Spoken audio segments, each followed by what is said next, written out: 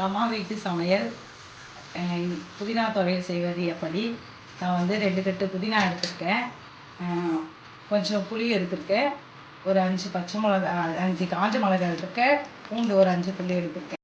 இப்போ கடாயை வச்சுட்டு கொஞ்சம் எண்ணெய் ஊற்றுறேன். எண்ணெய் ஊற்றிட்டு ஃபஸ்ட்டு காஞ்ச மிளகா போட்டுங்க. காஞ்ச மிளகா போட்டுட்டு அது கூடவே பூண்டையும் சேர்த்துங்க. கொஞ்சம் லைட்டாக வறுத்துங்க.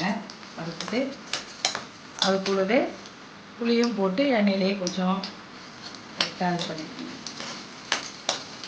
இது வந்து ரசம் சாதத்துக்கு நல்லாயிருக்கும், இட்லி தோசைக்கும் நல்லாயிருக்கும், சப்பாத்திக்கும் வச்சு சாப்பிட்லாம்.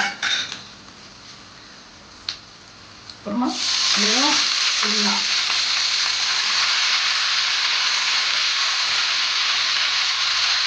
வதங்கிடுச்சு.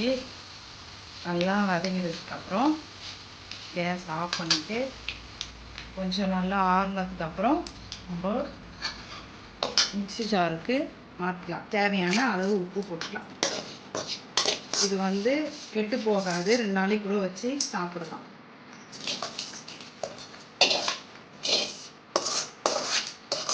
நம்ம எண்ணெய் கொஞ்சம் எக்ஸ்ட்ரா சேர்த்துட்டிங்கன்னா கொஞ்சம் நல்லாயிருக்கும், கெட்டும் போகாது. அதுக்கப்புறம் இங்கே தாளிக்கிறதுக்கு கடுகு காஞ்ச மிளகா போட்டு தாளித்து வச்சுருக்கேன். அதை அரைச்சிட்டு மிக்ஸ் பண்ணிக்க வேண்டியது தான், இது கெட்டு போகாது.